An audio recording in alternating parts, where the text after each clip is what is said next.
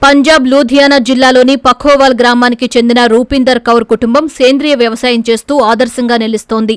అంకిత భావం, ప్రణాళిక, స్థిరమైన పద్ధతులతో సేంద్రియ వ్యవసాయం లాభదాయకంగా ఉంటుందని నిరూపిస్తోంది. రూపిందర్ కౌర్ 2016లో 2 ఎకరాల్లో గోధుమలతో తన సాగు ప్రయాణాన్ని ప్రారంభించారు. తర్వాత యాపిల్, డ్రాగన్ ఫ్రూట్, బొప్పాయి, దానిమ్మ వంటి పంటలు వేశారు. ప్రస్తుతం వాటితో పాటు 15 రకాల జామకాయలను పండిస్తున్నారు. ఫల్సా, నిమ్మకాయలు, వివిధ రకాల కూరగాయలు సైతం అన్ని సేంద్రియ పద్ధతిలో పండిస్తున్నారు. రూపిందర్ కౌర్, ఆమె భర్త మేజర్ సింగ్, కుమారుడు జప్నీత్ సింగ్ స్థిరమైన ఉద్యోగాల్లో ఉండేవారు. అయితే వ్యవసాయంలోనే తమకు అసలైన ఆనందం కలుగుతోందని భావించి ఉద్యోగాలను వదిలి పూర్తిగా సాగుపై దృష్టి పెట్టారు. తమకున్న 15 ఎకరాల కుల్రాజ్ ఫామ్ను సేంద్రియ స్వర్గంగా మార్చి ప్రతి సంవత్సరం లక్షలాది రూపాయలు సంపాదిస్తున్నారు.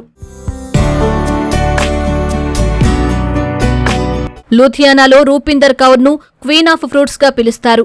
ఆమెను ఆదర్శంగా తీసుకుని పలువురు మహిళలు సైతం సేంద్రియ సాగు వైపు మొగ్గు చూపుతున్నారు.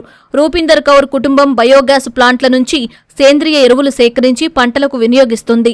క్రాప్ రొటేషన్ ద్వారా నిరంతరం పంటను మార్చుతూ ఉంటుంది. జామ, నిమ్మ చెట్లను ప్రత్యామ్నాయంగా పండిస్తారు. ఒక చెట్టు 6 నెలల పాటు ఫలాలను ఇస్తే మరొకటి ఆ తర్వాత ప్రారంభమవుతుంది. దీనివల్ల ఫామ్లో ఏడాది పొడవునా ఉత్పాదకత ఉంటుంది. మరోవైపు గోధుమ పిండి, ఇడ్లీ మిక్స్, పోహా, బిస్కెట్లు, నూడిల్స్, జాములు, బెల్లం వంటి ప్రాసెస్డ్ ఉత్పత్తులను తయారు చేసి విక్రయిస్తున్నారు.